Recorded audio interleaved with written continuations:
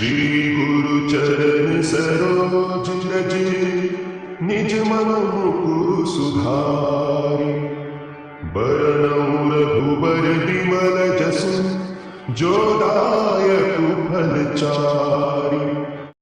दुनिया रचने वाले को भगवान कहते हैं और संकट हरने वाले को हनुमान कहते हैं। जी हाँ दोस्तों, आज हम कोशिश करेंगे हनुमान जी की असीमित क्षमताओं से कुछ सीखने की।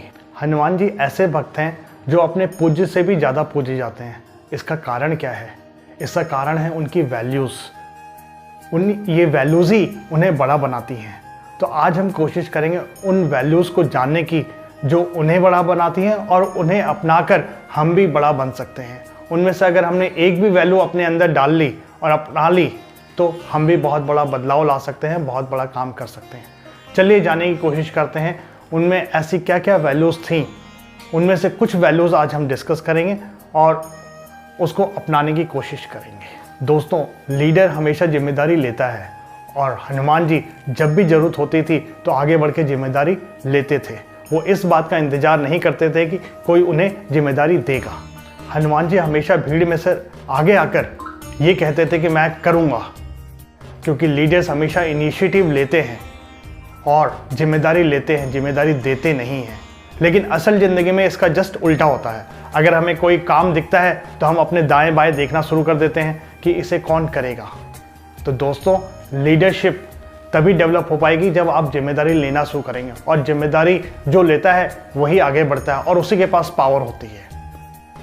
ये बात हनुमान जी से सीखने की है कि कोई भी टास्क अगर हमारे पास आता है तो उसे एक्सेप्ट करिए और उसे पूरा करने में जी जान लगा दीजिए। और दोस्तों, हनुमान जी में एक और बात बहुत ही अच्छी थी, वो बहुत ही अच्छे लिसनर थे, क्योंकि वो बहुत ही ध्यान से दूसरों की बातें सुना करते थे। और क्योंकि वो सुनते थे, अच्छे लिसनर थे, इसलिए दूसरों की बातें सुनकर और उनकी भावनाओं को समझकर उन्हें रास्ता भी सुझाते थे, उसका सॉल्यूशन भी सुझाते थे। और सॉल्यूशन तभी सुझाया जा सकता है जब हम एक गुड लिसनर हों, क्योंकि जब तक आप दूसरों की बातें ध्यानपूर्वक सुनेंगे नहीं तब तक उनकी समस्याओं को समझ नहीं पाएंगे और उन्हें सही रास्ता नहीं दिखा पाएंगे। एक हनुमान चालीसा में एक दोहा है, तुमरो मंत्र विभीषण माना, लंकेश्वर भय सब जग जाना। इसका अर्थात यही है कि विभीषण की समस्या जो थी वो हनुमान जी ने बहुत ध्यानपूर्वक सुनी और उन्हीं के बताए हुए रास्ते पे विभीषण चलकर लंका के राजा बने। तो हमें एक अच्छा लिसनर होना भी जरूरी है, जिससे हम सामने वाले की समस्याओं को समझ पाएँ और उसे अच्छे से गाइड कर पाएँ। इसलिए दोस्तों, हमें एक अच्छा लिसनर बनना पड़ेगा, जिससे हम दूसरों की समस्याओं को समझ पाएँ और सही रास्ता सुझा पाएँ। हनुमान जी की एक और बात जो उन्हें बहुत खास बनाती है वो है इम्पॉसिबिलिटी में पॉसिबिलिटी को देखना। ये हमारे ऊपर है कि हम इम्पॉसिबिलिटी में हम क्या देखना चाहते हैं, इम्पॉसिबल देखना चाहते हैं या पॉसिबल देखना चाहते हैं, क्योंकि ये सारा हमारा दिमाग का ही खेल है। ऐसी कोई चीज़ नहीं है जो हो नहीं सकती, लेकिन आपके अंदर इतनी शक्ति होनी चाहिए, इतनी हिम्मत होनी चाहिए कि आप ये सोच सको कि आप कर सकते हैं। जब लंका युद्ध में लक्ष्मण जी मूर्छित हो गए थे तब उन्हें जीवन दान देने के लिए संजीवनी बूटी की जरूरत थी, वो भी सूर्योदय से पहले। तो इस काम के लिए हनुमान जी ने इनिशिएटिव लिया और उन्होंने ये सोचा कि वो कर लेंगे और उन्होंने कर दिया।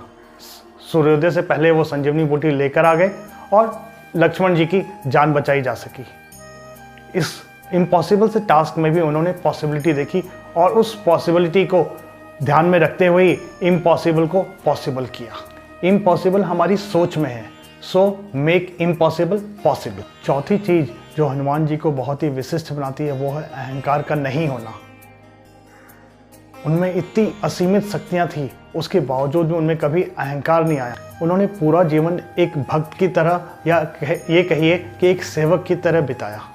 वो एक ऐसे इकलौते भक्त हैं जिनकी पूजा उनके आराध्य श्री राम जी से भी ज़्यादा होती है। मंदिर भी आपको हनुमान जी के ज़्यादा मिलेंगे। अहंकार आपका आकार छोटा कर देता है, इसलिए जीवन में चाहे जितने भी आगे बढ़ जाओ, जितने भी ऊंचे हो जाओ, लेकिन अहंकार कभी नहीं करना, क्योंकि अगर आप में अहंकार आएगा तो समय आपके अहंकार को चूर चूर कर देगा। इसलिए इस बुराई से हमेशा दूर रहिए। अहंकार से दूर रहे। एक और खासियत जो उन्हें बहुत ही महान बनाती है वो है कभी एक्सक्यूज़ नहीं लेना या बहाने नहीं बनाना, क्योंकि कुछ लोग कर कर दिखाते हैं और कुछ लोग होते हुए देखते हैं। जब हनुमान जी संजीवनी बूटी लेने के लिए पर्वतों पे गए तो वहाँ पे बहुत सारी जड़ी बूटियाँ वहाँ पे अवेलेबल थी, उसमें से एक संजीवनी बूटी भी थी। लेकिन हनुमान जी को ये बात समझ में नहीं आ रही थी कि इन बूटियों में से संजीवनी बूटी कौन सी है। तो वहाँ पे वे एक बहाना बना सकते थे, एक्सक्यूज़ ले सकते थे कि उन्हें संजीवनी बूटी का सैंपल नहीं दिखाया गया और वो काम छोड़ के खाली हाथ भी आ सकते थे। लेकिन वहाँ पे उन्होंने बहाना नहीं लिया, एक्सक्यूज़ नहीं लिया, और उनको समझ में नहीं आ रहा था फिर भी उनको वो काम करना था, तो इसलिए वो पूरे पर्वत को ही उठाकर वैद्य जी के पास लेके आ गए, जिससे लक्ष्मण जी की जान बचाई जा सके।